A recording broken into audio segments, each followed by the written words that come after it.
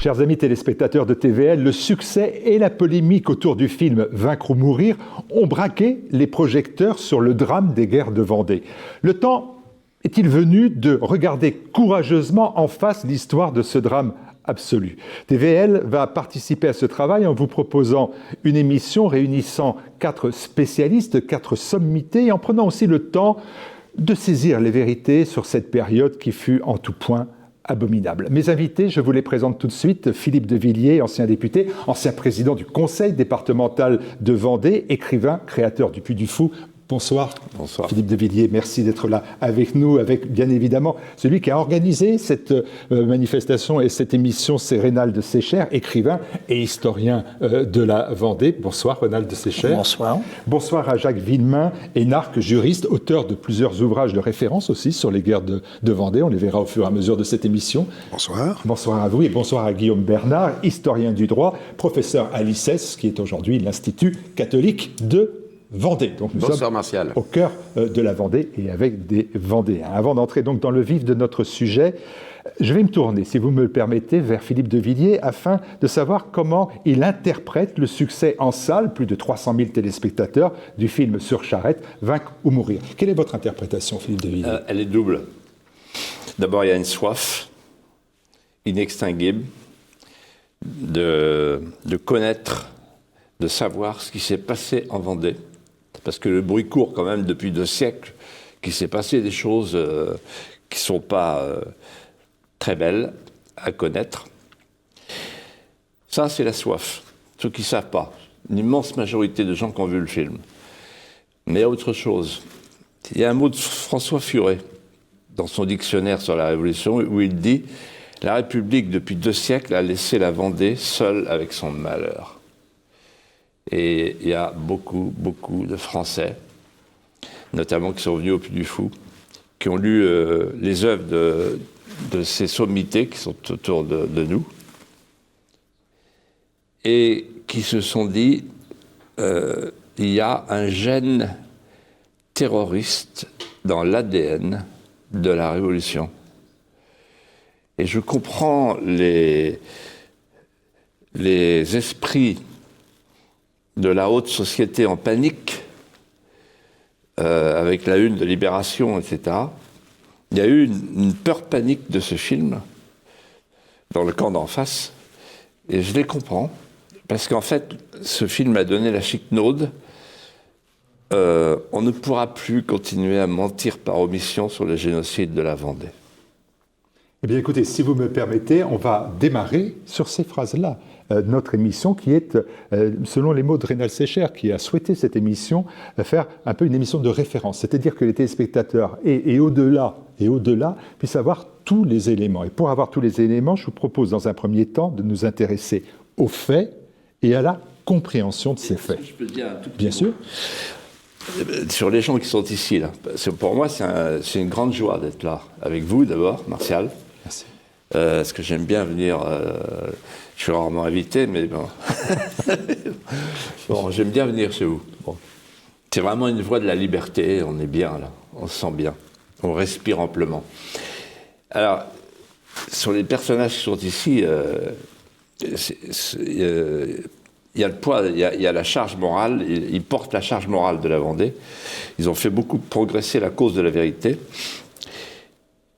Et Guillaume et Jacques me permettront de me tourner d'abord vers Reynald pour dire que sans lui, ce ne serait rien passé. Pendant que moi, je gravissais la montagne du mensonge sur le versant estival, le plus facile, celui du beau, lui gravissait l'autre paroi, la plus difficile, la plus rocailleuse, sur le pan du mensonge pour aller jusqu'à la vérité. Et quand on s'est retrouvé en haut, sans se connaître, on a prononcé le même mot, génocide.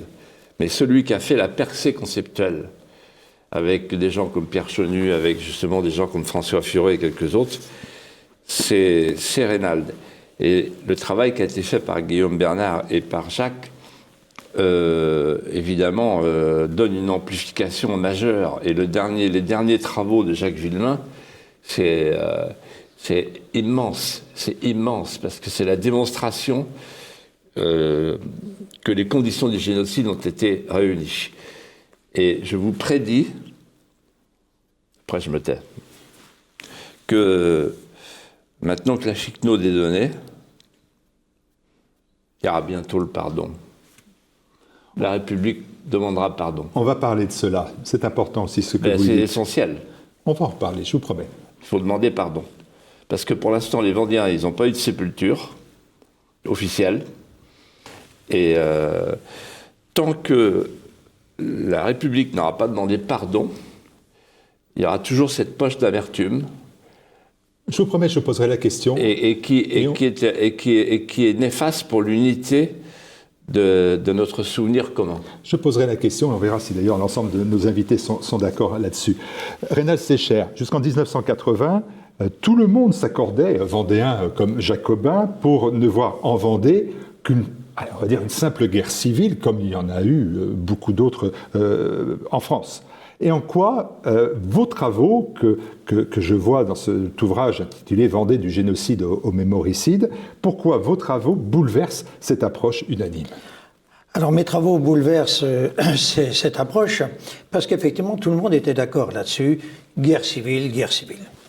Et en fait, lorsqu'on étudie la chronologie des guerres de Vendée, qui commencent en mars 1793 et qui vont s'achever pour la première guerre le 2 décembre 1794, on se rend compte qu'il y a toute une chronologie qui se décompose sur le terrain de manière très concrète, mars, juin, c'est-à-dire que les Vendéens prennent possession de leur territoire, fin juin, c'est l'attaque de Nantes et l'échec, là c'est un équilibre des forces en présence, et à partir de décembre, janvier 94, c'est l'inversion et les Vendéens se retrouvent en minorité et sont exterminés. Mais parallèlement, ce qu'on n'avait pas vu, c'est qu'à l'intérieur de la guerre civile, il y avait une histoire officielle, qui est une histoire légale, qui a été pensée au plus haut niveau de l'État, c'est-à-dire le comité du salut public. Et ce qui est unique dans l'histoire de l'humanité, et en tout cas dans l'histoire contemporaine, c'est que ça a été voté par une addition de lois le 19 mars 1793, le 1er août 1793, le 1er octobre 1793, le 7 novembre 1793. Et dans le cadre de ce vote, a été mise en place une idée absolument incroyable d'exterminer les Vendéens, non pour ce qu'ils avaient fait, mais pour ce qu'ils étaient. Politique d'extermination et politique d'anéantissement. C'est ça qui est nouveau. Et comme me le disait Philippe tout à l'heure, c'est que nous avons là l'émergence d'une idée totalitaire qui a été conçue au plus haut niveau de l'État en conscience partagée et qui a été mise en œuvre au plus haut niveau de l'État avec une chaîne de commandement et qui arrive à des résultats que l'on connaît. Quand on avait parlé de ça récemment, tu m'avais dit une chose qui m'avait beaucoup frappé, qu'on ne dit pas, et tu ne l'as pas dit là. Mais c'est très important. C'est que toi, ce que tu as démontré, c'est que dans les décrets, les lois, les trois lois, la loi du 1er août, la loi du 1er octobre et la loi du 7 novembre, donc il y a la gradation suivante. Extermination des hommes, ce n'est pas un mot de Reynald Sécher. C'est dans la loi, le mot. Il faut que les gens qui nous regardent entendent ça. Et la première loi, elle est plutôt gentille. Extermination des hommes et déportation des femmes. Déportation, ce n'est pas une invention de Reynald Sécher. Bon. Déportation des femmes, des enfants et des vieillards. La deuxième loi, on monte d'un cran. Il y a plus de... C'est extermination pour tout le monde. Femmes, enfants, vieillards compris.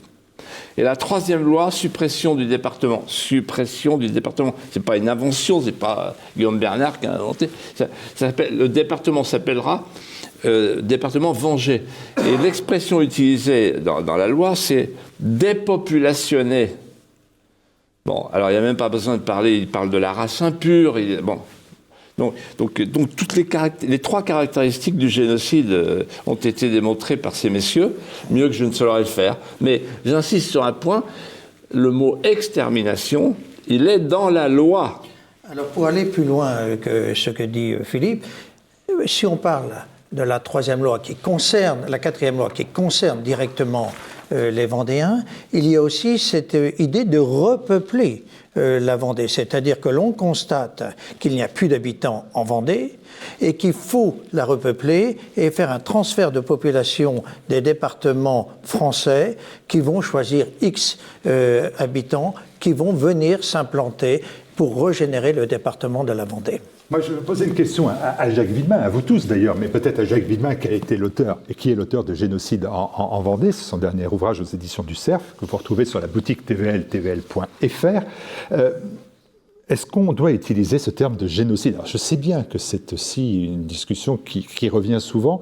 Est-ce qu'on doit utiliser le terme de génocide ou de populicide? Et je veux dire à Jacques Villemin que parmi les opposants au terme de génocide, et je pense à Jean-Clément Martin, il considère, je cite, que sans l'intention idéologique appliquée à un groupe bien délimité, la notion de génocide n'a pas de sens. Or, il n'est possible ni de trouver une identité vendéenne préexistante à la guerre, ni d'affirmer que c'est contre une entité particulière, religieuse, sociale, raciale, que la Révolution s'est acharnée.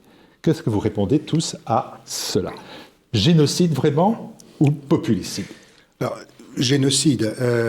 En fait, M. Martin se taille une définition du génocide pour la thèse qu'il prétend démontrer, mais ce qu'il prend n'est pas la définition légale. La définition légale ne requiert aucun présupposé idéologique, puisque par exemple, le génocide de Srebrenica, il n'y a pas d'idéologie derrière, c'est un acte terroriste dans lequel, du moins c'est la conclusion du tribunal qui l'a jugé, on a voulu épouvanter la population bosniaque en commettant un massacre général à Srebrenica, et la chose s'est commise un peu dans le feu de l'action.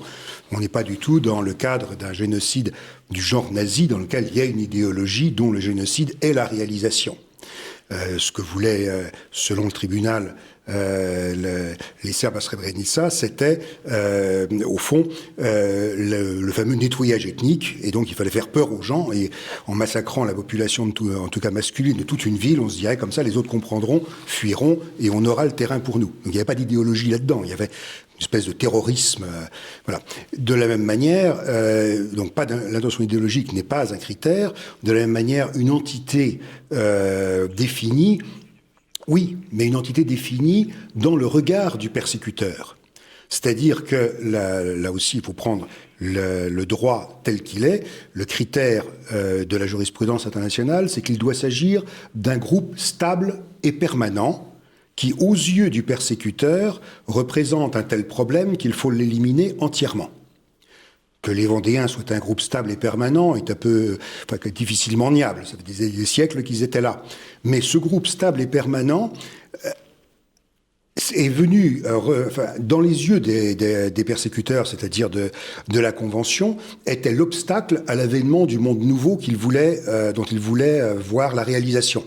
Et donc, pour atteindre leur but, ils étaient prêts à tous les moyens. Nous régénérerons la France, même si nous devions la transformer en cimetière, disait, je crois, un cimetière national. Bon, à partir du moment où on est prêt pour atteindre son but à tous les moyens, y compris celui-là, on peut désigner le groupe que l'on veut. Et si on décide, par exemple, que le monde meilleur exige qu'on massacre tous les rouquins aux yeux verts, bien que les rouquins aux yeux verts ne constituent pas, n'est-ce pas, une race, une ethnie, un groupe national ou un groupe religieux, ce sera quand même un génocide.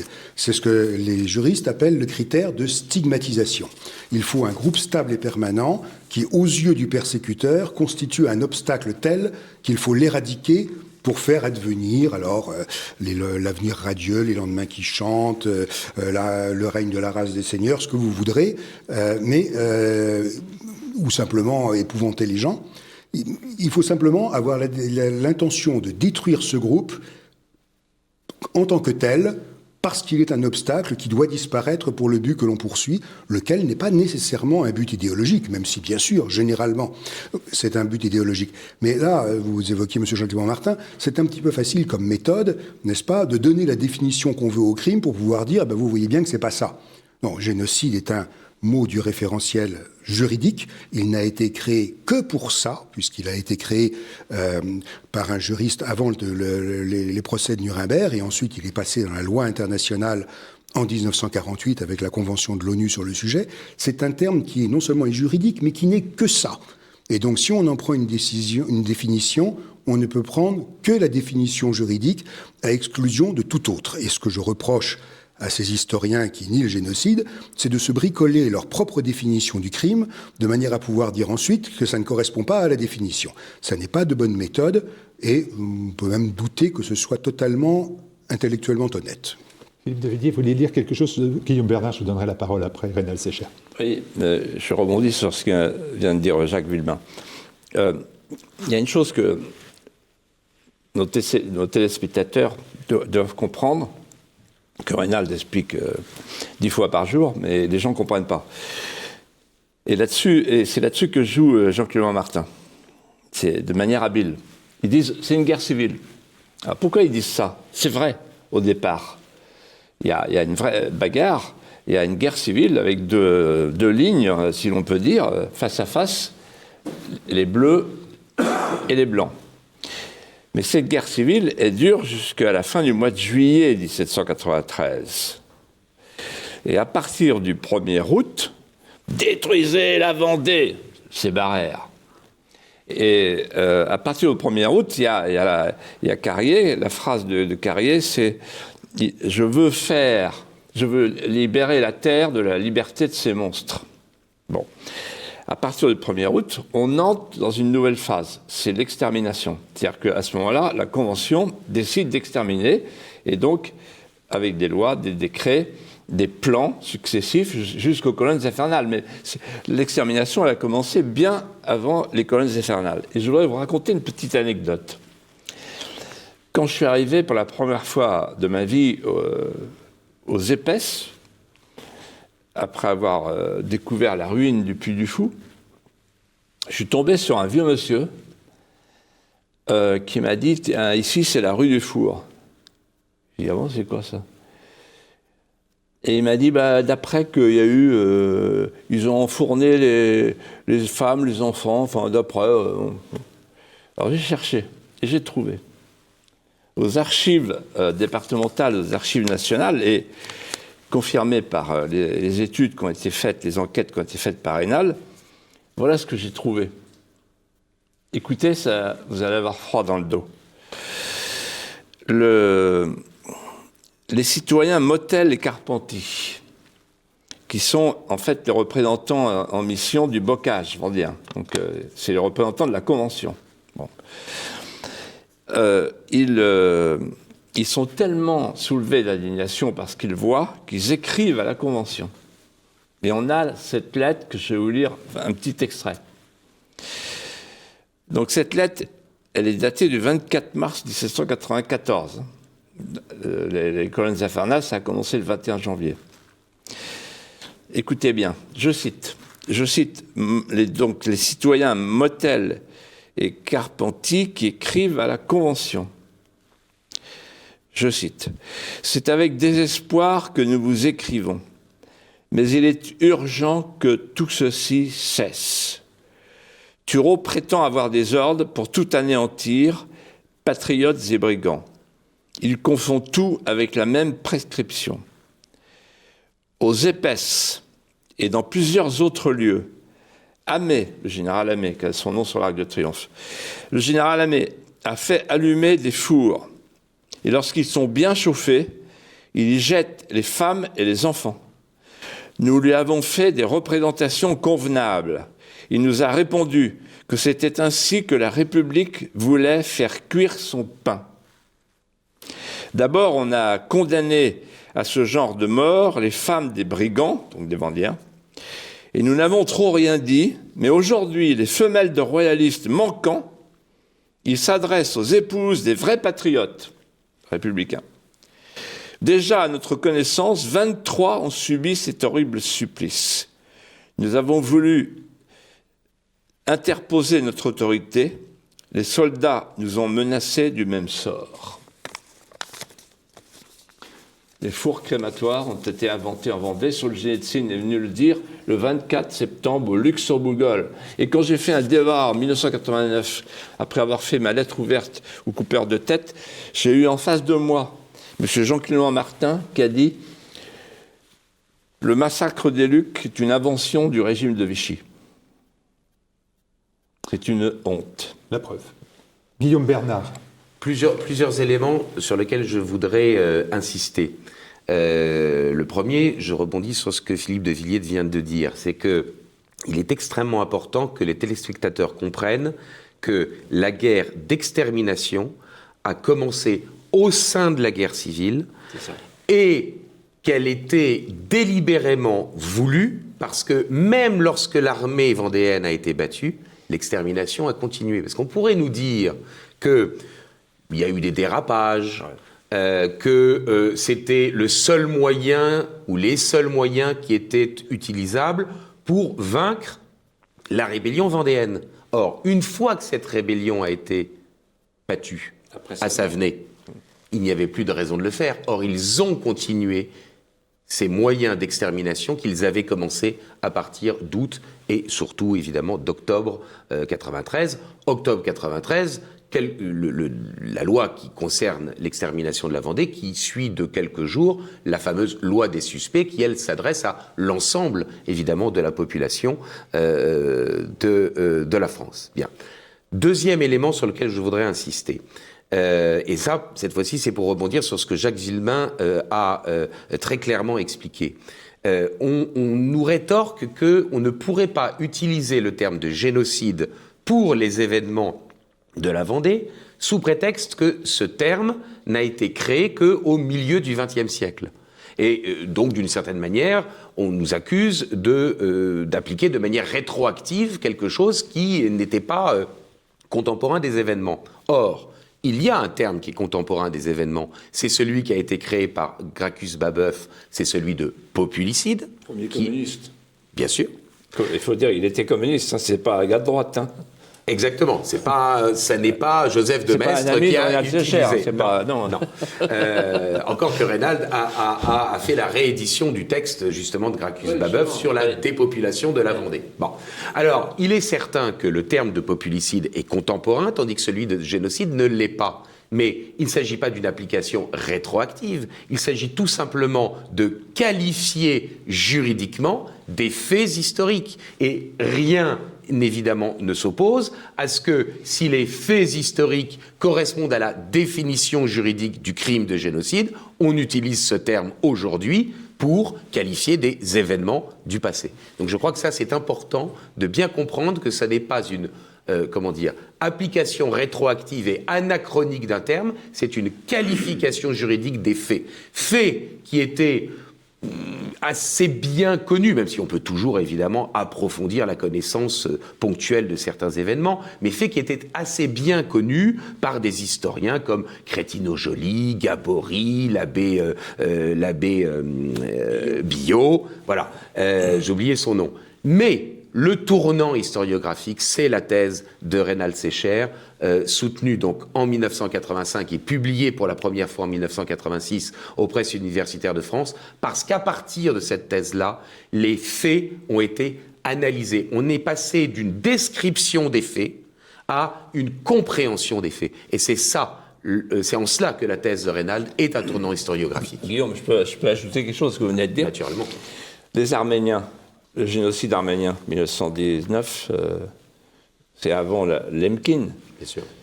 Donc, en fait, l'idée de la rétroactivité, ça ne tient pas, puisque récemment au Sénat, le génocide, je me tourne aussi vers vous, le génocide des Assyro-Chaldéens a été reconnu par le Sénat. Donc la machine est enclenchée pour la reconnaissance du génocide. C'est au début du XXe siècle. Donc, en fait, Lemkin, il a légiféré pour le passé comme pour l'avenir, puisque par définition, le crime contre l'humanité, il n'y a pas de notion de temps, c'est un temps indéfini. C'est imprescriptible. Donc si c'est imprescriptible, c'est dans le temps passé comme dans le temps futur. Voilà. Et si on nous avait accordé le mot populicide, mais on ne nous l'a même pas accordé, celui-là. Or, qu'est-ce que dit Gracchus Babeuf, qui est communiste? Gracchus Babeuf, qui est un homme de gauche, il est ulcéré par ce qu'il apprend sur ce qui s'est passé en Vendée. Il apprend qu'il y a un système de dépopulation. Voilà. Et donc, on ne l'a même pas accordé. Et en fait, il faut appeler les choses, Martial, par leur nom. Et les gens par leur nom. Il y a à la Sorbonne, je pèse mes mots, les derniers révisionnistes. Bientôt, ils pourront se réunir. Enfin, ils auront de quoi réunir l'ensemble de leur congrès sous un abri à trottinette. Parce que quand la vérité apparaît dans l'histoire, elle finit par apparaître totalement. Comme disait Saint-Ignon, la vérité ne triomphe jamais, mais ses ennemis finissent toujours par mourir. Jacques Villemin, vous vouliez rajouter un mot, et je demanderai à René Sécher aussi une précision sur ce qu'il a vécu. Sur cette histoire de rétroactivité ou d'anachronisme, en fait, l'argument du point de vue juridique qui me semble être le plus fort, c'est que si le mot génocide est du XXe siècle, les éléments intentionnels et matériels de l'infraction étaient repérés de manière immémoriale, puisque la Convention sur la prévention et la répression du crime des génocides de 1948, dit bien dans son préambule et dans son article 1 que le génocide est un crime du droit des gens. Le droit des gens, c'est historiquement le droit coutumier international. C'est-à-dire que même au XVIIIe siècle, on savait que massacrer toute une population, c'était un crime, et un crime capital. Simplement, on ne l'appelait pas génocide, on parlait à ce moment-là de barbarie. Et j'utilise ce terme parce que ce terme de barbarie est utilisé, y compris à l'époque, y compris d'ailleurs pour se défendre d'avoir commis des crimes. Les représentants, Hentz et Franck Castal font à mémoire, disent « Nous n'avons jamais commis ce genre de barbarie ». Or, ce sont des hommes de loi. Ils savent ce que le mot barbarie recouvre. Et d'ailleurs, la Convention de 48, dans son préambule, dit bien que c'est un crime du droit des gens qui fait horreur au monde civilisé. Alors évidemment, on est en 48, on oppose encore le monde civilisé au monde barbare. Ce sont des termes que nous n'utiliserions plus aujourd'hui.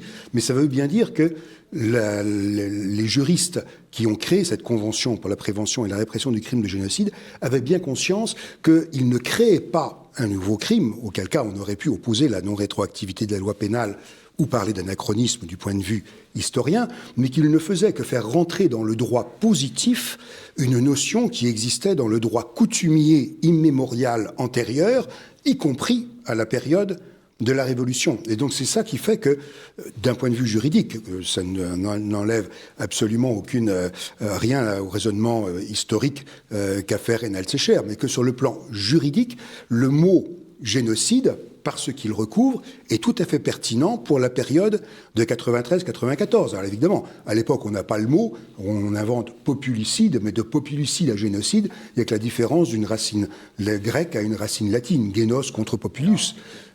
J'ai juste demandé à René Sécher. Et puis, juste un petit mot sur la guerre civile. Opposer guerre civile à génocide n'a pas de sens, parce que si des génocides ont été commis durant des conflits internationaux, les Arméniens pendant la Première Guerre mondiale, les Juifs pendant la Seconde, d'autres génocides reconnus judiciairement l'ont été durant des guerres civiles. Les Tutsis et Hutus du Rwanda, c'est une guerre civile. Srebrenica, c'est une guerre civile. Et les deux génocides reconnus au Cambodge, c'est également un gouvernement révolutionnaire qui cherche à faire advenir un monde nouveau au Cambodge. Donc, opposer guerre civile à génocide n'a pas de sens. La guerre civile, c'est le cadre. Le génocide, c'est le crime qu'on commet dans le cadre. René Sécher, je voudrais, pour les téléspectateurs, leur dire que quand vous avez utilisé ce terme de génocide, on est en 1985 dans votre thèse, cela vous a valu non pas l'opprobre, mais des persécutions. Absolument. C'est vraiment le mot. Hein. J'ai dû donner ma démission, etc. J'ai raconté tout ça dans un livre. Je voudrais rebondir sur ce qu'a dit Guillaume Bernard, parce que je démontre aussi autre chose dans ma thèse. Tu as bien vu que je démontre qu'il y a un système d'extermination au sein de la guerre civile. Mais il y a une autre donnée, c'est-à-dire que les marxistes et autres enseignants, notamment Jean-Clément Martin ou Roland Bouletreau, disent il ne s'est rien passé en Vendée. Il y a des massacres un peu partout, et s'il y a eu un peu plus de massacres chez les Bleus, c'est qu'il y a eu un dérapage ou une addition de dérapage. En fait, j'ai expliqué et j'ai démontré qu'il n'y a absolument pas eu de dérapage, mais il y a eu une chaîne de commandement qui aboutit à ces massacres de masse. Et la deuxième chose que j'ai démontrée, c'est que contrairement à ce que tous ces historiens ont dit, ces historiens de nature marxiste, qui ont voulu dégager de cette responsabilité le comité de salut public, en expliquant que ce comité de salut public n'était que le bras armé de la Convention, et c'était la Convention qui, exclusivement, en conscience partagée, décidait des choses. Or, j'ai trouvé en 2011 le document qui met à mal ce raisonnement. C'est-à-dire, j'ai découvert l'original écrit le 26 juillet 1793 de la loi du 1er août 1793 qui a été votée. Et cet original, ce manuscrit original, il est signé entre autres par Robespierre, parce que Robespierre faisait partie de ce comité de salut public le 26 juillet, même s'il n'a été lu que le lendemain. Il a été bien présent ce jour-là. Et en fait, le texte voté le 1er août 1793, c'est la copie conforme de ce qui a été rédigé par les membres du comité de salut public le 26 juillet. Et je publie ces documents parce que le responsable, la tête pensante de ce crime, c'est bien le comité de salut public. On veut protéger le soldat Robespierre. Robespierre, Barère, ça sont ces criminels qui ont conçu, en conscience partagée, je répète toujours, ce crime. Il va falloir qu'on avance, effectivement. Si vous voulez, on va revenir à la logique des événements, à cette logique idéologique des événements. Et je vais poser la question, ça, je vais poser à vous, Philippe, d'ailleurs, de Villiers, quelles furent les causes de l'insurrection vendéenne? Dans le fond, quitte à paraître un peu provocateur, mais c'est mon rôle, les Vendéens ne méritent-ils pas ce qui leur est arrivé parce qu'ils s'étaient rebellés contre l'autorité? Alors, la marquise de La Rochejacquelin a apporté une réponse à votre question dans ses mémoires. Elle a dit, il y a la cause et l'étincelle. Il ne faut pas confondre la cause et l'étincelle. L'étincelle, c'est la conscription. C'est-à-dire que les Vendéens considèrent qu'ils n'ont rien à faire à aller se battre aux frontières pour un gouvernement qui s'est mal comporté avec eux puisqu'il a fait fondre les cloches. Et il leur a interdit de pratiquer la religion ancestrale qu'ils pratiquent depuis 1000 ans. Donc la cause, et ça Raynal le dit très bien aussi, la cause c'est la liberté. En fait, la Vendée défend la liberté. Et c'est pour ça que c'est un combat allégorique. C'est un archétype de la résistance, la Vendée. C'est pour ça que la Vendée est devenue une province de l'esprit. Et si vous me permettez une anecdote, qui n'en est pas une. Lorsque j'écris à Solzhenitsyn avec mon ami Dominique Souchet pour qu'il vienne inaugurer le mémorial des Lucs, il m'a dit oui, je viens. On était très, très surpris.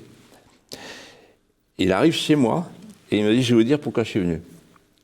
Parce que je connais cette histoire par cœur, parce que la matrice qui a servi au XXe siècle pour la peste rouge et la peste brune, c'est ici qu'elle a été inventée. La roue rouge qui a broyé la Russie, c'est ici qu'elle a fait ses premiers tours. Lénine disait « il nous faut des Vendées ». Mais je vais plus loin, dit-il. Il y avait Nikita Stru qui traduisait. Écoutez la suite. Il me dit ils ne peuvent pas revenir en arrière. Parce que s'ils reviennent en arrière, tout est par terre. Il y a un thé froid, là, je me souviens très bien. Avec le regard d'une souffrance indicible. Je dis, mais qu'est-ce que vous voulez dire?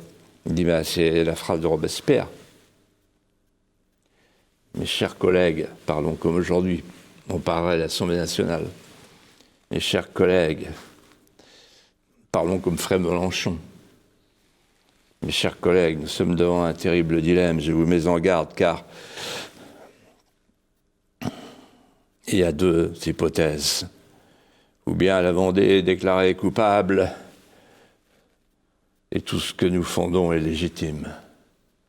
Ou bien la Vendée est déclarée innocente, alors je vous mets en garde, car pèsera sur chacun d'entre nous, pour la suite des temps et pour la Révolution tout entière, un terrible soupçon.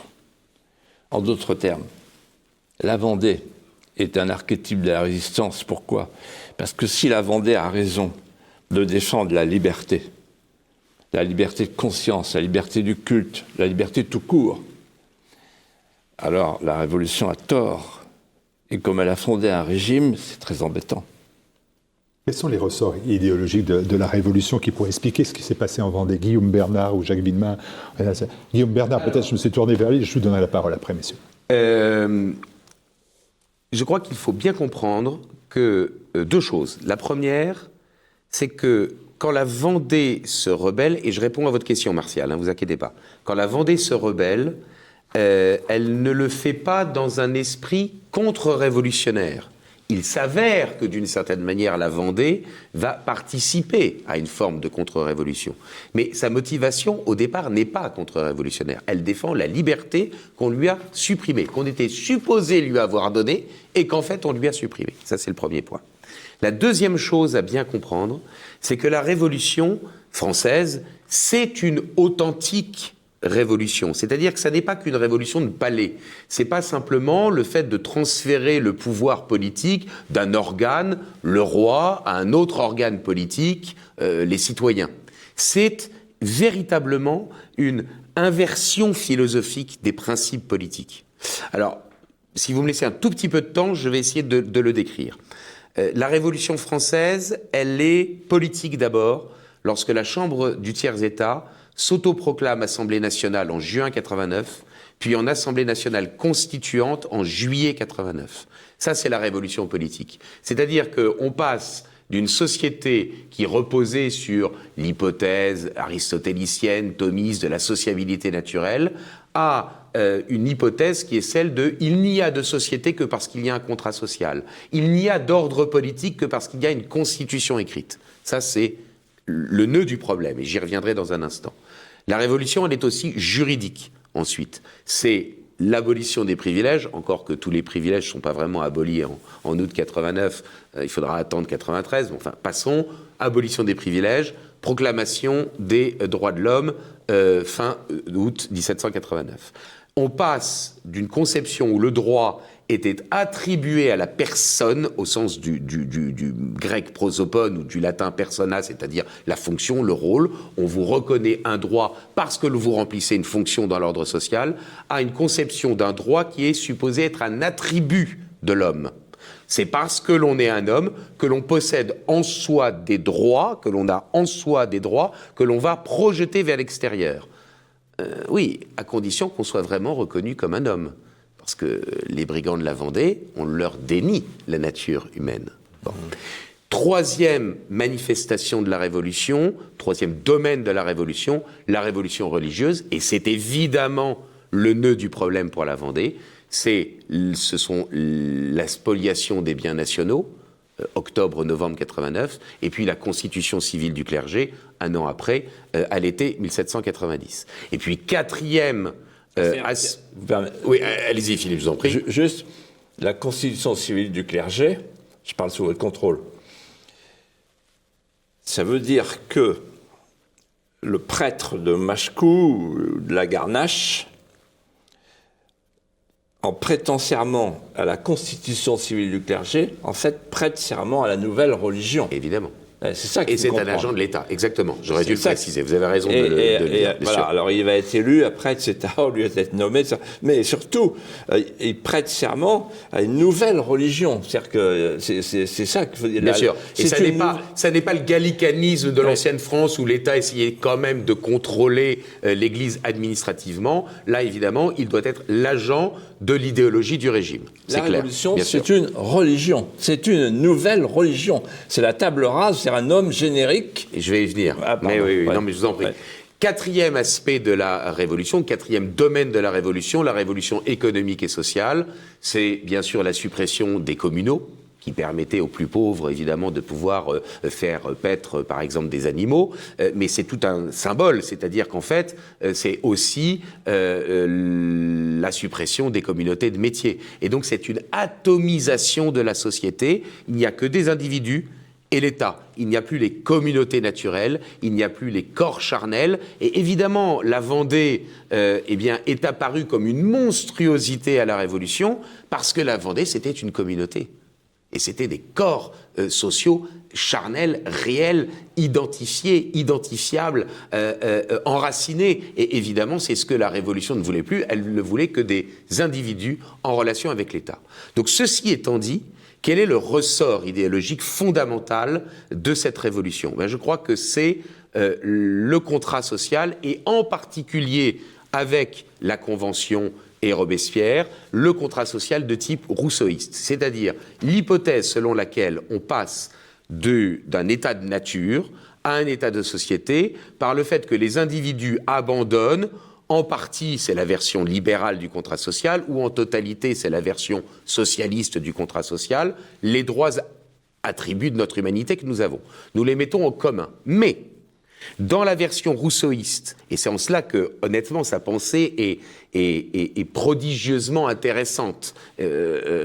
Pardon, je ne veux choquer personne ici, mais je pense que, évidemment, Rousseau est un auteur extrêmement important et qu'il ne faut pas sous-estimer. Parce que ce qu'il développe, ce qu'il explique, c'est que lors du supposé passage de l'état de nature à l'état de société, il faut que les individus abdiquent leur singularité, abdiquent leur individualité pour se fondre dans ce qui va devenir la société, la volonté générale.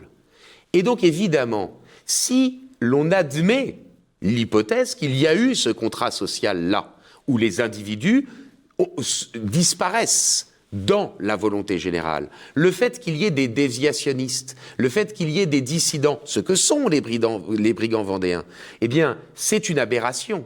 Ce sont des gens qui se mettent en dehors de la protection du contrat social et qui ne méritent même pas qu'on essaye de les resocialiser. S'ils ne faisaient que contester le fonctionnement du contrat social, on pourrait les en écarter un temps, les resocialiser. Non, ils discutent de l'existence même du contrat social. Ils se sont mis en dehors de la protection du contrat social, on peut donc les éliminer. Il y a donc une parfaite logique, une parfaite cohérence, je dirais, à ce que, effectivement, il y ait cette politique délibérée d'extermination. Et on me dit souvent que Robespierre, par exemple, est incohérent parce que lors des débats sur le droit pénal des années 90-91, 1790-91, eh bien, il est opposé à la peine de mort. Et puis ensuite, on sait très bien qu'il est un des plus grands fournisseurs, je dirais, de victimes pour le tribunal révolutionnaire. Mais là, c'est la peine de mort en matière politique. Et c'est parfaitement cohérent. On peut admettre que quelqu'un qui fait dysfonctionner le contrat social ne soit pas éliminé du contrat social, mais que celui qui conteste l'existence du contrat social, ou qui est supposé contester l'existence de ce contrat social, ce que font les brigands de la Vendée, eh bien cela mérite d'en être définitivement éliminé et donc d'être tué. Donc il y a une cohérence, il y a une logique, il y a une intelligence, je dirais, de cette politique d'extermination de la Vendée. Ce n'est ni dans les faits, Reynald Sécher l'a démontré, ni dans le droit, Jacques Villemin l'a démontré, ni dans la philosophie politique, des dérapages. C'est véritablement cohérent et logique. Il y a une politique d'extermination délibérée qui est philosophiquement justifiée. Philippe de Villiers, j'ai laissé Reynald Sécher et Jacques Villemin donner mot, et je vous redonne la parole. Ce que vous dites est à rapprocher de l'idée de la table rase. Toute révolution est établie sur l'idée de l'homme nouveau. Alors, c'est pas l'homme nouveau paulinien, c'est l'homme nouveau, l'homme générique. Marx, l'homme générique. Regardez le wokisme. Alors, qu'est-ce que ça veut dire ? C'est un homme qui est déligoté, c'est un homme qui n'a plus de racines, qui n'a plus d'ancrage, qui n'a plus de contraintes. Il est tout seul, et ça se termine toujours tout seul face à un organe totalitaire. Voilà. C'est cette idée de l'homme générique, de refonder l'homme. De le déraciner. C'est de le déraciner, c'est l'idée révolutionnaire par excellence. Ça a recommencé en 1968 sous les pavés la plage. Voilà. Et alors, pardon, Martial, c'est promis, après je laisserai, je ne ferai plus de tunnel dans l'émission. C'est l'idée centrale qu'Hannah Arendt a montrée de ce qu'est un régime totalitaire. C'est, avant même qu'il y ait une idéologie de substitution, il faut qu'il y ait d'abord la désolation, ce qu'elle appelle la désolation, c'est-à-dire, effectivement, la table rase, l'atomisation de la société, le fait de rendre l'individu nu face à la puissance de l'État et le fait de l'empêcher d'avoir des racines qui lui permettent de se protéger. C'est le cœur du problème. C'est un tunnel, mais un tunnel de lumière. Merci, Philippe. Alors, pour prolonger ce que vient de dire Guillaume Bernard, qui est théorique, mais en pratique, qu'est-ce que cela donne? Eh bien, ça donne la déshumanisation des Vendéens. C'est-à-dire qu'à partir de cette logique, on va considérer que le Vendéen est hors la loi. Donc, dans le cas de cette mise hors la loi, il va même perdre sa nature humaine. D'où le nouveau vocabulaire mis en œuvre, puisqu'on va animaliser le Vendéen. On va parler de loup, de vipère, etc. Et c'est à ce titre qu'on le tue. Et d'ailleurs, ça la permet, le meurtre de masse. Parce que comment expliquer à un soldat républicain qu'il faille tuer son frère ? Eh bien, il ne peut pas le faire. Par contre, s'il voit dans cet individu un animal, eh bien, mauvais, eh bien, il va le faire. Et toutes les lettres que nous retrouvons des soldats, etc., vont toutes dans le même sens. Et on peut aller encore plus loin. Le Vendéen, en perdant sa personnalité juridique, perd son droit à la propriété. D'où la nationalisation des biens de la Vendée. D'où, Philippe, le fait que solennellement, on ait retiré le nom du département Vendée pour lui donner un nouveau nom, département Vengée. C'est-à-dire que ces terres qui n'appartiennent plus à personne, puisqu'il n'y a plus d'êtres humains en Vendée, appartiennent à l'État. Et symboliquement, on va lui donner ce nouveau nom, département Vengée. Et puis toute la logique eh bien, suit de ces massacres en masse et aussi de la politique d'anéantissement. Oui, je reprendrai les deux points, mais du point de vue du droit et non pas du point de vue de l'histoire des idées ou de l'histoire tout court. Les Vendéens comme rebelles, d'abord, il faudrait observer qu'en 1789, les Vendéens ne se sont pas soulevés. Ils ont même plutôt bien accueilli la Révolution. La fin du féodalisme, la fin de la milice, la fin d'un certain nombre d'impôts, ils étaient plutôt pour. Ils ne se sont pas révoltés en 89, ils ne se sont pas révoltés en 90, ils ne se sont pas révoltés en 91. Il y a quelques émeutes en juillet 92 à Bressuire à cause de la constitution civile du clergé. J'y reviendrai, mais même la mort du roi en 1793, janvier, il n'y a pas de soulèvement. Le soulèvement, c'est mars 93, et effectivement, c'est l'étincelle dont parlait Philippe de Villiers, c'est-à-dire qu'à un moment, ils sont opprimés parce qu'en fait, ils n'ont pas pu racheter les biens du clergé, ni ceux de la noblesse, et qu'en plus, on a plutôt aggravé leur situation, parce que, enfin, bon, je ne vais pas rentrer dans les détails, mais ça, les historiens l'ont bien mis en lumière. Et en plus, en 93, on leur dit, maintenant, Sakodo, tu vas défendre le nouvel ordre des choses, y compris la dissolution de ta sociabilité particulière, puisque c'est un pays de bocage, un pays de petits villages, de petits hameaux qui vivent autour de leur curé, qui d'ailleurs est un paysan comme eux, du notable local qui n'était pas un noble de cour qui vivait loin d'eux. On détruit tout ça et on leur dit maintenant Sakodo et tu vas défendre le nouvel ordre des choses. Alors là évidemment la coupe est pleine et d'ailleurs c'est bien montré dans le film Vaincre ou mourir. C'est au moment de la conscription que tout éclate. Mais on ne peut pas quel est le gouvernement qui les qualifie de rebelles? C'est un gouvernement qui lui-même se définit comme un gouvernement révolutionnaire et insurrectionnel, qui a fait un coup d'État en août 92, renversé l'ordre constitutionnel de la Constitution de 1791, et qui d'ailleurs se proclame gouvernement révolutionnaire. Révolutionnaire, c'est le contraire d'un gouvernement constitutionnel, ou d'un gouvernement, reconnu par tout le monde. C'est une faction. Et on revient à ce que j'ai sur la guerre civile. En fait, on a une guerre civile, mais dans une guerre civile, il y a deux partis qui se prennent à la gorge pour savoir qui sera le nouveau pouvoir, mais chacun est le rebelle de l'autre. Alors qu'à la fin, évidemment, celui qui gagne désigne les autres comme rebelles. C'est comme ça, c'est toujours les vainqueurs qui écrivent l'histoire. Mais enfin, ça n'a pas de sens de qualifier les Vendéens de rebelles, surtout quand on se définit soi-même comme un gouvernement insurrectionnel et révolutionnaire. On est toujours à ce moment-là le rebelle de quelqu'un. Mais je voudrais surtout insister sur le côté, parce que moi je le vois moins du point de vue de l'histoire des idées que du point de vue des catégories juridiques. Je pense que les Vendéens sont essentiellement un groupe religieux, parce que la constitution civile du clergé, c'était effectivement une volonté de nationaliser la religion. Quand je dis nationaliser la religion, c'est au sens où on a nationalisé les entreprises Renault. C'est-à-dire que la religion doit devenir un département de l'État, de la même manière qu'il y a un corps des douanes ou un corps de magistrats ou un corps de police, il y aurait un corps de fonctionnaires du clergé. Et c'est la religion civile de Rousseau. Et c'est la religion civile de Rousseau. Et effectivement, ça ne tient pas du tout compte, et c'est absolument orthogonal avec ce qu'est le catholicisme, qui est une communion, et une communion universelle. Donc, faire abstraction du pape, c'est tout simplement pas possible. Donc, les Vendéens se battent. Ils ne sont pas contre-révolutionnaires. Certains historiens, là je sors de ma compétence de juriste, mais ont trouvé un autre adjectif pour ça. Ils disent anti-révolutionnaires, c'est-à-dire qu'en fait, ils reprochent à la Révolution d'avoir trahi ses propres idéaux. Elle devait leur apporter la liberté et l'égalité, moyennant quoi elle commence par les priver de la liberté la plus sacrée qu'est la liberté de conscience et de culte. Car après tout, toute forme de liberté d'opinion n'est qu'une manifestation de la liberté de conscience, et la liberté de culte, ça n'est jamais que la liberté de conscience en acte. Donc, on leur promet la liberté, on les en prive.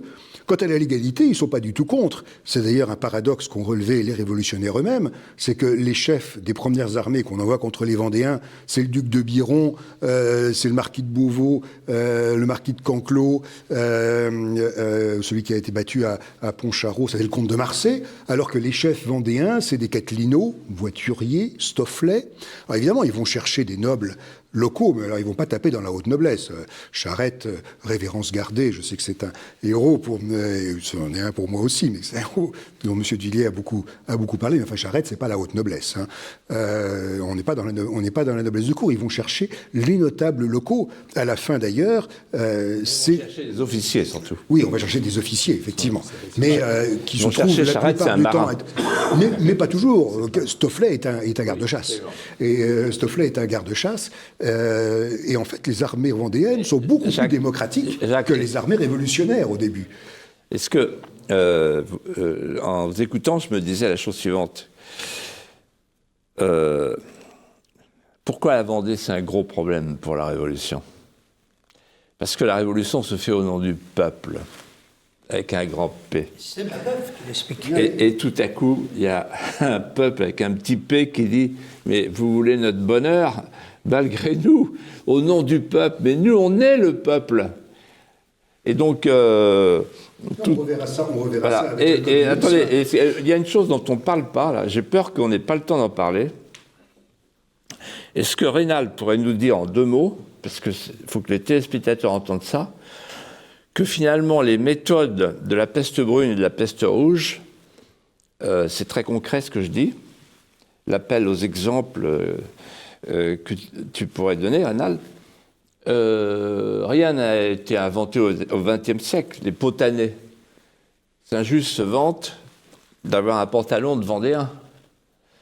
Fourcroy, la chimie, etc. Enfin, je laisse Raynal parler. En fait, parce que toi, tu as trouvé tout ça, tous les documents. En fait, dans cette idée d'exterminer le peuple vendéen, il y a 815 000 personnes à exterminer. La population en France, grosso modo, je crois que tous les historiens sont d'accord avec ce chiffre, c'est 28 millions.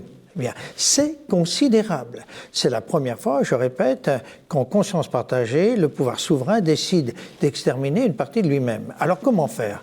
Eh bien, tout est inventé en la matière. Et moi, j'ai distingué 2 grandes périodes. Et la première période, c'est l'utilisation de moyens, comment dire, évolués, techniques. Je pense par exemple au poison à grande échelle, avec l'arsenic, etc. Je pense aux mines antipersonnelles, par exemple, au gazage, dont tu parlais tout de suite, Philippe, qui a été L'idée a été conçue par un député parisien, Fourcroy, qui a d'ailleurs sa statue dans une des niches de l'hôtel de ville de Paris, et qui a sa rue. Proust aussi, à Angers, qui a repris cette idée. Et c'est en raison de l'échec de ces moyens scientifiques qu'on arrive à l'utilisation de moyens artisanaux utilisés à grande échelle. Et c'est pour ça que cette expression de proto-industrialisation de l'assassinat de masse est juste. On était très loin dans la réflexion. On a même pensé, alors qu'on parle des collations, on ne pense qu'à la guillotine. Non, non, pas du tout. Il y a aussi le sabre, il y a le couteau, etc. La guillotine est un des moyens de couper la tête. On a même pensé créer des guillotines à moteur ou à plusieurs lunes. Hein. Et c'est parce que la technologie n'est pas au point qu'on ne va pas utiliser cela. Et la Vendée, en fait, c'est grosso modo 6 grandes méthodes d'extermination. Les Luxe-sur-Boulogne, c'est l'incendie, la chapelle Basse-Mère d'ailleurs, dans l'église de la chapelle Basse-Mère, où il y a eu 74 victimes. Les noyades individuelles, collectives, etc. Ce que vous voulez dire, c'est que la Vendée, c'est le laboratoire du totalitarisme du XXe siècle, c'est ça que vous voulez nous dire. La Vendée, c'est un double laboratoire, une double matrice. Je préfère le mot matriciel. C'est-à-dire que, pour reprendre cette idée qu'a dit Guillaume Bernard tout à l'heure, s'il fallait exterminer 90% de la population, il faut le faire au nom de l'idéologie, au nom de l'homme nouveau. Mais on ne sait pas comment faire. Et la Vendée, c'est un laboratoire au sein de la Révolution française. Et il va être perçu par un laboratoire, ce que disait Philippe tout à l'heure, il va être repris par Lénine, Staline, etc., parce que Lénine est très sensible à l'affaire de la Vendée. Il est venu en Vendée à Pornic et il le dit sans arrêt, il faut faire une addition de Vendée en Russie. Et je conseille de lire en la matière le livre de Stéphane Courtois sur Lénine, où il explique parfaitement tout cela. Et je rappelle que Babeuf est la première référence du modèle soviétique. Avant d'évoquer les notions de science et de propagande, qui seront les dernières notions qu'on évoquera dans cette émission, je vais vous poser une question simple. Facile. Clémenceau dit que la révolution est un bloc, on ne peut que la prendre ou la rejeter en entier. Quand on la rejette en entier, comme vous le faites. C'est pour ça que vous allez m'expliquer. Parce que se rejeter ça... Non, mais vous allez me dire ça, parce que rejeter la révolution, est-ce que c'est pas rejeter la République ? Est-ce que la République et ses valeurs aujourd'hui ne se fondent pas sur la révolution? Je vous pose cela parce que quand vous me dites que la révolution est la matrice du totalitarisme, à vous tous, à vous quatre, et peut-être à vous qui êtes le plus républicain de tous. Ancien député, ancien ministre. Bon. Vous savez, c'est la phrase de Péguy, ma réponse. La République, notre royaume de France. Moi, j'appartiens à une famille qui s'est battue pour la France, sous tous les régimes. J'ai des ancêtres qui sont battus avec Napoléon, et mes deux grands-pères sont morts en 14, donc on ne peut pas me faire la leçon. On ne peut pas me dire, à la suite de ce que je vais vous dire maintenant, ah ben vous, de toute façon, vous êtes à part, parce que vous êtes vendéen. Bon, il faut arrêter la comédie. Parce que la Vendée a donné un exemple à la France extraordinaire. Quand un pays est meurtri, il devient une poche d'amertume. La Vendée, parce que c'était une terre chrétienne, a pardonné. Elle a pratiqué le pardon, c'est l'alchimie du sentiment qui convertit le mal en nouvelle chance. Et donc, non seulement elle a pardonné, mais elle était au premier rang dans la tranchée de baïonnettes, et au XXe siècle, elle a donné 2 vainqueurs de guerre mondiale à la France, Clémenceau et Delattre. Donc on n'a pas de leçon à recevoir. C'est-à-dire que la Vendée a sublimé sa souffrance. Et si vous mettez la carte des réussites économiques de la Vendée d'aujourd'hui, avec un papier beurre, sur la carte des grands massacres, Rénal sait ça mieux que moi, il y a une équivalence totale. C'est-à-dire que la Vendée a fait de sa souffrance un dynamisme puissant. Une occasion, voilà.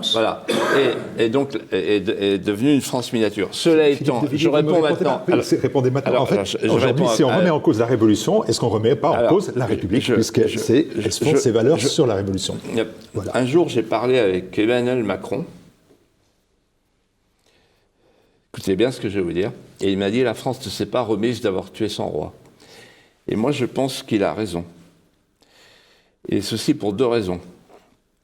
Parce que, avec la Révolution, on a tranché le nœud entre le pouvoir et la famille, donc le temps long, le plus en vie dans l'instant.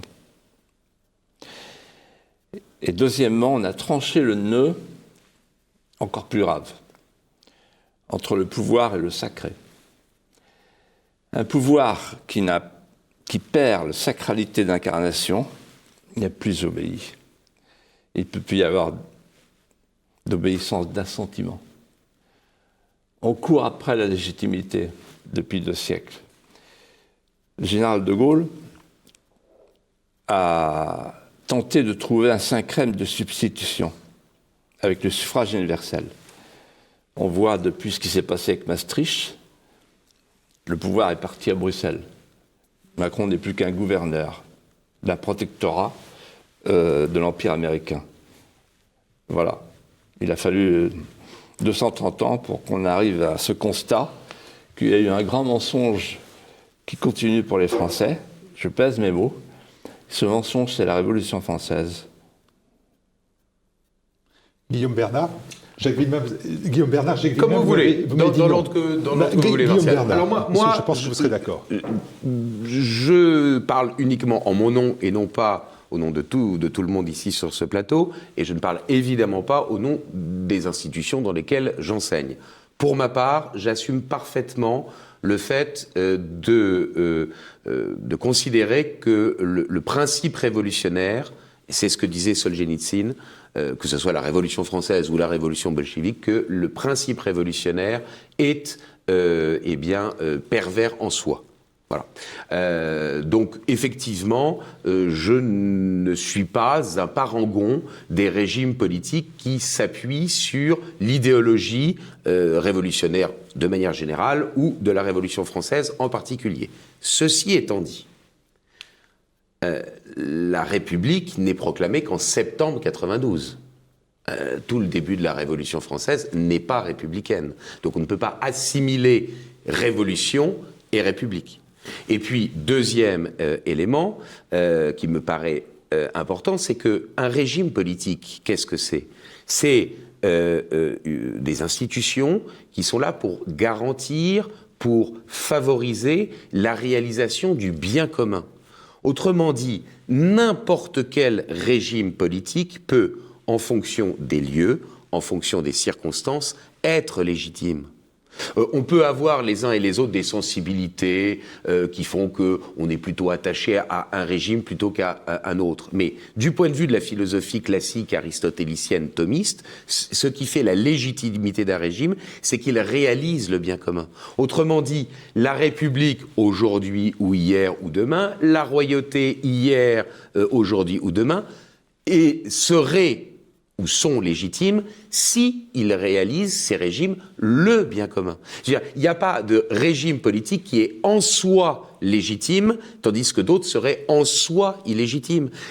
Ce ne sont que des instruments au service de la réalisation du bien commun. Donc, moi, j'ai une sensibilité qui, effectivement, fait que j'ai une appétence pour l'ancienne France. Bien sûr, je ne le cache pas, j'ai plutôt une sensibilité légitimiste. Mais pour autant, je ne veux pas assimiler, je dirais, un régime... Enfin, je ne veux pas interpréter les régimes politiques de manière manichéenne. Et puis, il faut le dire aussi à nos téléspectateurs et à ceux qui, comme moi, pourraient avoir la même sensibilité politique. Il est bien évident que la Révolution française n'apparaît pas ex nihilo. Que si elle a pu se produire, c'est parce qu'il y avait des dysfonctionnements dans l'ancienne France. Et que par conséquent, eh bien, la Révolution n'est arrivée que parce que l'ancien régime, ou ce que l'on a appelé par la suite l'ancien régime, ne réalisait peut-être pas aussi bien qu'on pouvait l'espérer le bien commun. Voilà, j'espère que ma réponse est suffisamment claire. Claire. Une réponse aussi rapide, parce que sinon on ne pourra pas évoquer notre dernier sujet, qui est important. Je n'ai pas le privilège d'être ni ancien parlementaire, ni ancien ministre. Enfin, je partage au moins avec M. Villiers le fait d'être passé par une certaine école en 3 lettres qui forme deux énarques sur 5. Eh oui, nous sommes tous les deux, nous portons tous les deux le stigmate ENA. Mais du coup, je travaille pour la République depuis bientôt les fameuses 43 annuités. Et franchement, ça ne m'a jamais posé le moindre problème de conscience. La Révolution n'est pas la République, d'abord parce qu'effectivement, la République n'arrive qu'en 92. Et puis le mot République, que voulez-vous, ça peut aussi bien couvrir les républiques socialistes et soviétiques que la République helvétique. Par exemple, et vous admettrez que c'est quand même pas le même régime. Jacques Guillemin, quand on vous parle des valeurs de la République, elles sont les valeurs de la République française. Non, mais, en même temps que ces valeurs-là, le mot Vendée. République est un drapeau, est un pavillon qui peut couvrir un tas de marchandises des plus diverses, et y compris les meilleures comme les plus abominables. Moi, ce qui me semble important n'est pas le concept de république ou de monarchie, qui ne sont d'ailleurs que des formes politiques. Les régimes, c'est démocratie, aristocratie ou tyrannie. Comme l'enseigne Montesquieu, on n'a pas fait mieux depuis. Or, la République de 93-94 est ce que l'on appelle une démocratie totalitaire. Démocratie totalitaire, ça a été un concept qui a été développé par Talmont, c'est-à-dire un concept dans lequel le régime a une vision qu'il prétend scientifique, ou en tout cas authentique du bien commun. Le gouvernement sait ce qui est bien et le peuple n'a même plus qu'à faire ce qu'on lui dit. Et c'est là qu'effectivement on peut faire un rapport entre 93-94 et le communisme, la fameuse phrase de Bertolt Brecht lors des émeutes de 53 en Allemagne de l'Est, n'est-ce pas ? Quand le peuple n'a plus la confiance du gouvernement, il ne reste plus qu'à dissoudre le peuple. Ce qu'exactement on a essayé de faire en Vendée. Ce que nous vivons aujourd'hui est une république démocratique et pluraliste, dans laquelle le bien commun n'est pas défini a priori par un gouvernement qui saurait exactement ce qu'il faut faire. Il y a une majorité, une opposition, on discute, on se bat, et ce qu'on définira comme bien commun devrait être en principe la résultante ou le compromis de ce que les parlementaires vont négocier. Le bien commun n'est pas défini a priori. En 93 et 94, Robespierre, lui, il sait ce que doit être la France nouvelle. La Convention, le Comité de salut public disent la société idéale, c'est celle-là, et maintenant vous allez rentrer dedans, ou sinon il va vous arriver des problèmes. On ne renverse pas le gouvernement, on coupe les têtes. En 93-94. La fameuse lutte contre les factions de Robespierre, ça consiste pas à créer une majorité et une opposition, ça consiste, dès qu'il y a un groupe qui n'est pas d'accord avec le gouvernement, c'est la charrette et on n'en parle plus. Et donc, toute l'histoire de la Révolution à cette époque-là, c'est une suite de charrettes. Alors, on commence par envoyer les Girondins, et puis ensuite les enragés en décembre, et puis ensuite les hébertistes et les dantonistes, et puis la dernière charrette, ce sera celle des robespierristes. Mais c'est pas une démocratie pluraliste. Cette république-là n'est pas notre république. Il y a juste le mot république. Alors le problème, c'est qu'effectivement, on a fait ensuite de cette histoire, pour des raisons sur lesquelles on ne va pas revenir, une espèce d'histoire sainte et de mythe fondateur. Et on prétend, jusqu'à un certain point d'ailleurs, on l'a bien vu lors du bicentenaire, on commémore, mais enfin jusqu'à un certain point seulement, avec des pincettes, et on commémore pas tout. Et d'ailleurs, la Vendée a été la grosse arête dans la gorge du bicentenaire. On s'est rendu compte que là, on ne pouvait pas s'en réclamer totalement. Donc moi, j'ai dans la tombe, le regardait. Ça, c'est vraiment un truc, une chose extrêmement importante. On peut parfaitement être républicain sans pour autant être robespierriste. Il n'y a quand même pas que ça dans l'histoire de la République. Et je dirais, comme dans toute l'histoire, il y a l'Inquisition dans l'histoire de l'Église, et ben il y a Robespierre dans l'histoire de la République. Et de même que l'Inquisition n'est pas le summum de l'Évangile, Robespierre n'est pas le summum de la démocratie. Rénal, je donne 1 minute pour me... C'est toujours une question qui me met mal à l'aise, parce qu'on est dans le domaine de la conviction intime. Je suis d'accord avec Guillaume Bernard lorsqu'il dit que la Révolution n'est pas un bloc. La Révolution n'est pas un bloc. Et je suis d'accord avec toi dans toutes ces nuances, c'est-à-dire la République actuelle n'est pas la République de 1793. Ça n'a absolument rien à voir. Et d'ailleurs, je ne comprends pas qu'on puisse appeler la Convention, le système de la Convention République. Voilà. Il existe une république aujourd'hui où il y a des députés qui se disent robespierristes. Ça, On va c'est répondre à Mélenchon. Rénal. Non, mais j'attire votre attention sur le fait qu'aujourd'hui, à l'Assemblée nationale, il y a des députés qui se disent robespierristes et quand il y a des manifestations, on s'en réfère à Louis XVI pour pouvoir décapiter l'un ou l'autre. J'attire votre attention sur ça. Je voudrais dire juste une petite chose. Pour moi, la République est la Révolution est un bloc. C'est une évidence. François Furet l'a montré, toi aussi. Le gène terroriste, il est dès la Bastille. Le sang coule tout de suite, voilà, voyons. Dans toute révolution, une révolution est un bloc. Moi, je dirais une chose avec mon expérience politique, mon expérience de la vie. Je ne vois pas comment on peut faire tenir durablement une nation quand on la retourne contre elle-même, parce qu'une nation, c'est une famille de familles. Et si on retourne la famille contre elle-même, contre une partie de son passé, sans doute la partie la plus prestigieuse et la plus belle, on ne peut pas survivre. Et quand on dit aux petits-enfants à l'école, avant la Révolution, il n'y avait rien, il y avait des ténèbres, c'est à cela que je fais allusion. Une nation, toute demeure divisée contre elle-même périra. Et deuxièmement, il faut dans le pouvoir une sacralité d'incarnation. La légitimité, comme disait Saint-Louis, c'est la légitimité pour service rendu.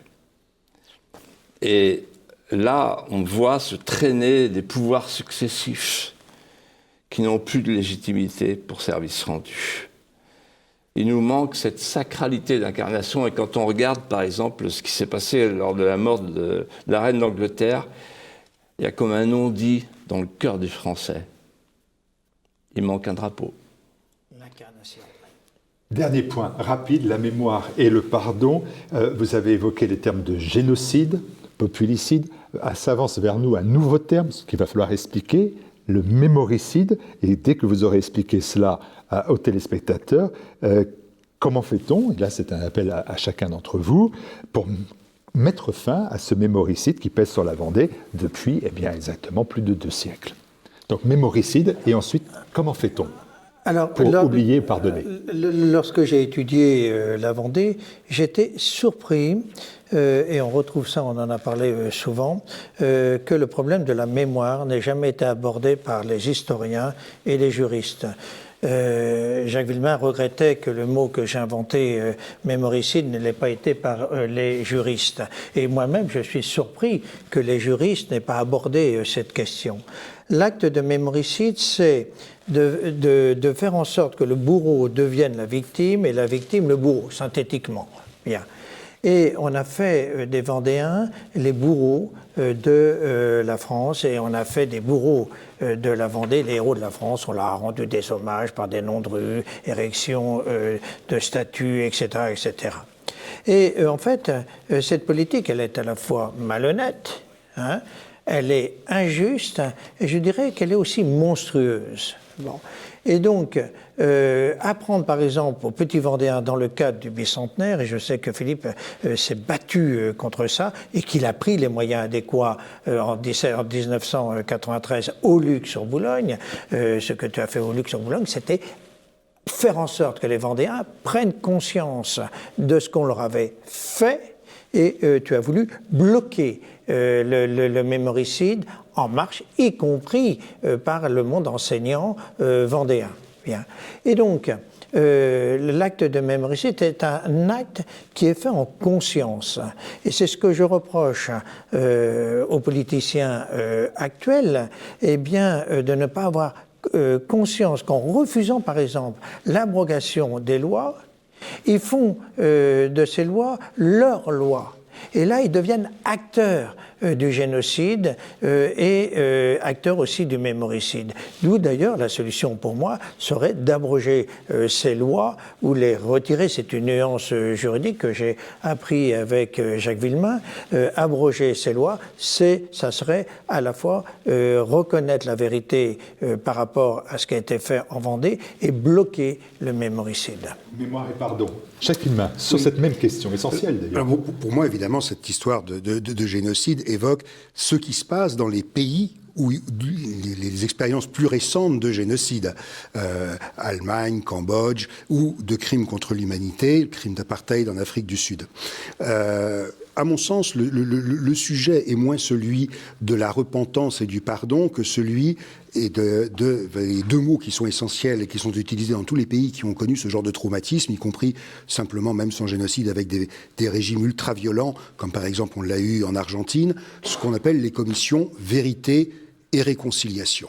Cette idée qu'il ne peut y avoir de réconciliation nationale et de réconciliation des mémoires que sur la base de la vérité. Il faut donc que les faits soient reconnus. Et alors évidemment, non seulement on a essayé de cacher les faits, parce qu'il y a eu un mémoricide des faits qui est bien analysé par Reynald Secher dans son ouvrage sur le mémoricide, mais en plus on a essayé d'en déguiser la nature. Donc il faut, reconnaître la réalité des faits, les massacres, et deuxièmement, qualifier ces massacres de leur nom. Et leur nom, c'est crime de guerre, crime contre l'humanité, et finalement, génocide. À mon avis, le sujet n'est pas tellement repentance ou pardon, parce que voulez-vous, les qualités de bourreau et de victime ne sont pas vraiment, ne sont même pas du tout héréditaires. Il y a des descendants de Carnot aujourd'hui, il n'y a pas de descendants de Turreau. Il y a des descendants de Catlino. Les descendants de Catlino ne sont pas des victimes et les descendants de Carnot ne sont pas des bourreaux. Et on ne va pas demander aux descendants de Carnot d'aller demander pardon aux descendants de Catlino. Ça n'aurait pas de sens. En revanche, il convient de dire, ça a été des massacres de masse. Ces massacres de masse sont contraires à nos valeurs. Il n'y a pas besoin d'être républicain pour dire que massacrer des femmes et des enfants, c'est un crime. Ça a été des massacres de masse, ça a été des crimes, nous le reconnaissons. C'est une tâche sur notre histoire nationale.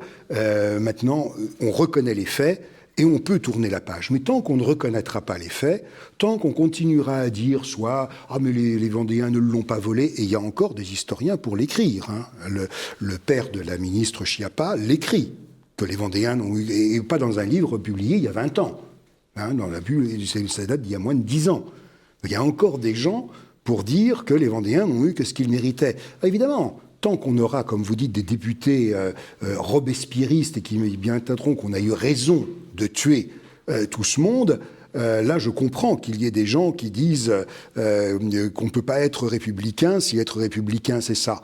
Mais ces gens ne sont pas la République. Il faut reconnaître les faits, leur reconnaître leur nature criminelle et dire ça fait partie de notre histoire. Ben voilà, on a tous dans nos histoires de famille et même dans nos vies personnelles des cadavres dans les placards et nous savons pertinemment que tant qu'on ne sortira pas le cadavre du placard, le cadavre, c'est comme dans la pièce de Ionesco, pas Amédée ou comment s'en débarrasser, le cadavre continue à grossir jusqu'à ce qu'il empêche tout le monde de respirer. Il y a un historien au moment du bicentenaire qui s'appelait Langlois, Claude Langlois, qui avait parlé de la révolution malade de la Vendée. Eh bien oui, elle en sera malade tant qu'elle n'aura pas craché le morceau.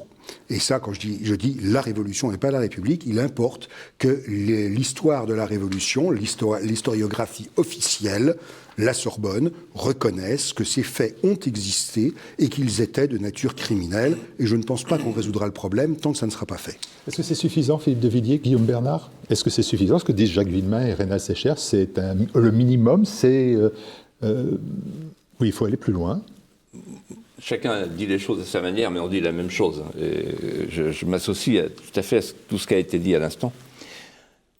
Moi, je dirais ceci. La Vendée, en fait, a été condamnée 2 fois.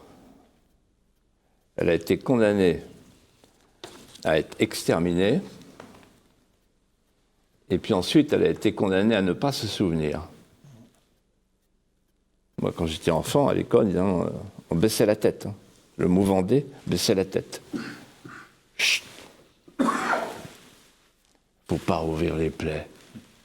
Donc on avait refermé la plaie purulente. Alors, pour moi, il y a 2 choses à faire. Tant que ces 2 choses ne seront pas faites, le combat continue. La vérité à l'université, à la Sorbonne, faire reculer les négationnistes et faire en sorte qu'ils battent leur coulpe et qu'ils viennent dire, bon, il faut refaire les livres dans les écoles, il faut que la vérité soit enseignée sur la Vendée. C'est une plaie, il faut accepter cette plaie et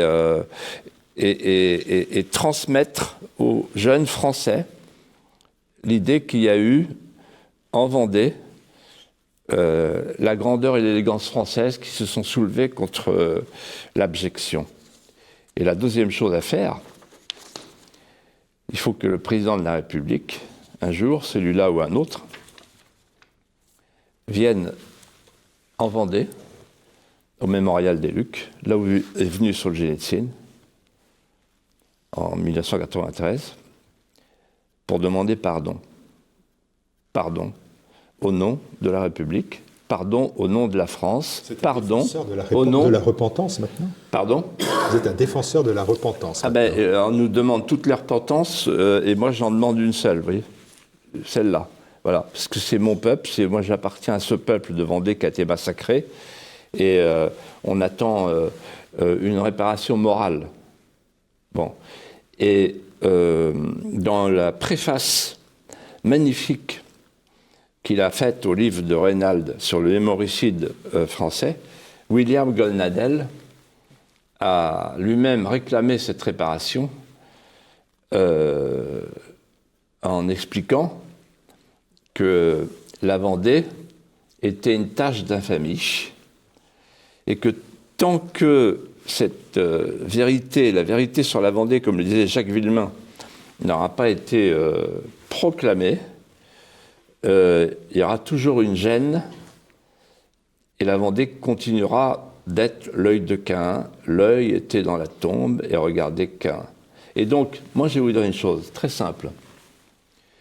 Je connais beaucoup de familles vendéennes qui n'ont pas pu enterrer les leurs. C'est tout proche de nous. Hein. Beaucoup de familles où il y a eu des enfants tués, massacrés dans des conditions épouvantables, etc. Il faut faire un geste pacifique, un geste élégant, un geste français. Simplement, un mot suffira en disant pardon. Parce que les Vendéens ont pardonné. Le pardon de Bonchamp, le pardon de Delbé, ils ont pardonné. Ils ont libéré les prisonniers. Et donc il faut que le pardon, c'est le pardon qui dénoue. Il faut que le pardon soit fait par un geste, simplement un mot. Un mot suffira. Guillaume Bernard, qu'est-ce qu'il faut faire pour arrêter le mémoricide ? Deux choses. Un, effectivement, que la vérité soit révélée, dévoilée, et qu'elle soit révélée et dévoilée scientifiquement, universitairement parlant, ce qui n'exclut pas qu'il y ait des divergences d'interprétation sur tel ou tel point. On l'a vu tout à l'heure, effectivement, on n'est pas nécessairement tout à fait d'accord sur le fait de considérer si, dès le départ, la révolution était totalitaire ou si elle n'est devenue totalitaire qu'avec la Convention, mais si elle portait déjà en elle des éléments qui lui ont permis d'être totalitaire. Donc déjà, un travail scientifique serein où il n'y ait pas d'œillères. Ensuite, moi, je ne suis pas favorable, et ce n'est pas ce que demande Philippe de Villiers, moi je ne suis pas favorable à une vérité historique officiellement, politiquement proclamée. C'est-à-dire que je pense qu'il ne faut pas de loi mémorielle. Absolument. Il faut sans doute un geste. Alors, ce geste, il peut prendre la forme de la demande de pardon. Elle peut prendre aussi ce que réclame Reynald, c'est-à-dire l'abrogation des lois. D'une certaine manière, c'est moins, je dirais, c'est moins courtois que de venir demander pardon, mais d'une certaine manière, ça serait quand même reconnaître qu'il y a eu ces lois qui sont toujours théoriquement applicables. Et ça, c'est évidemment fascinant de se dire que des lois de l'époque révolutionnaire qui ont conduit à une extermination sont théoriquement aujourd'hui réactivables. Je prends la balle au vol là. Et je rappelle toujours.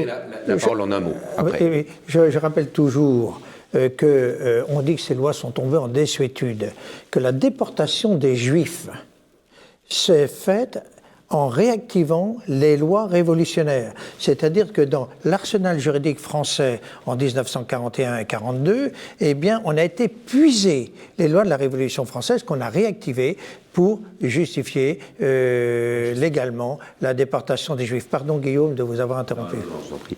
Et puis, je crois qu'on ne peut pas ne pas le dire, C'est-à-dire qu'il faut effectivement cicatriser les plaies du passé, mais je crois qu'il faut aussi aller de l'avenir. Aller de l'avenir, c'est qu'il y ait des œuvres culturelles, philosophiques, artistiques, qui fassent vivre le passé. Et je suis un peu gêné de le dire devant Philippe de Villiers, mais c'est évidemment Vaincre ou mourir, c'est le Puy du Fou. C'est le fait de ne pas vivre dans le passé, dans la naphtaline, ce n'est pas retourner le couteau dans la plaie, c'est tout simplement le fait de faire connaître et de faire aimer l'histoire de France, l'identité de la France, aux générations futures.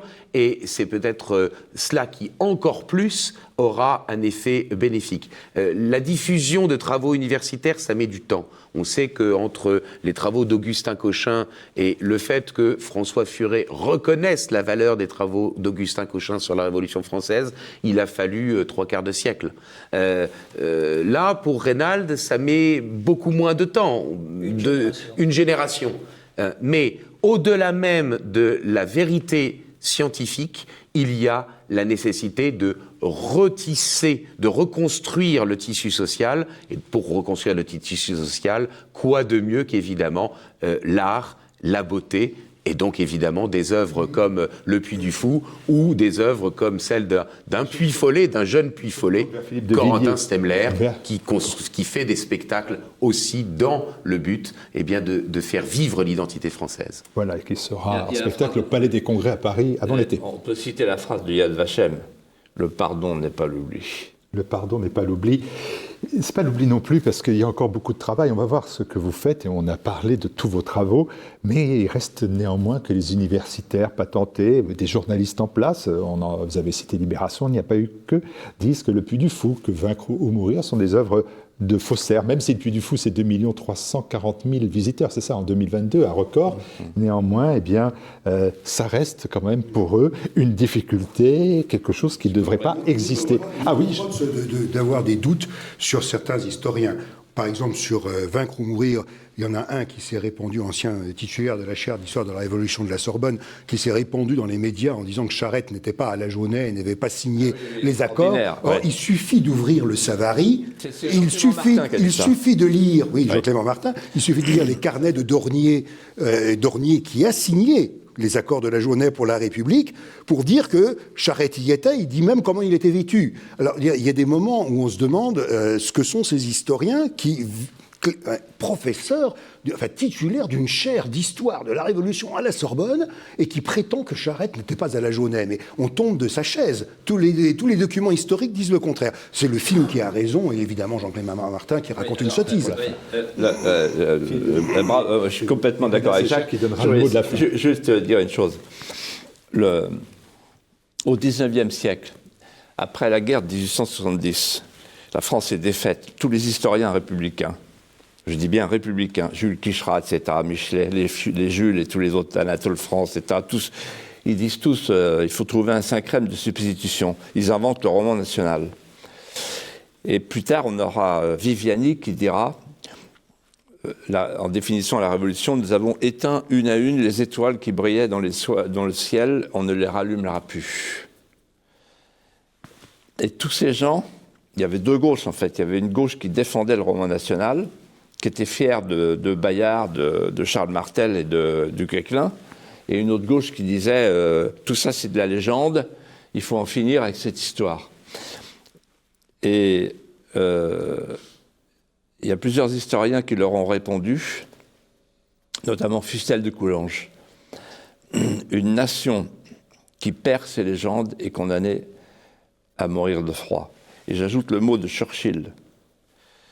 Si tu trouves que la légende parfois est plus belle que l'histoire, alors imprime la légende. Raynald Sécher, Beaucoup a été fait. On peut parler de la vérité aujourd'hui ici.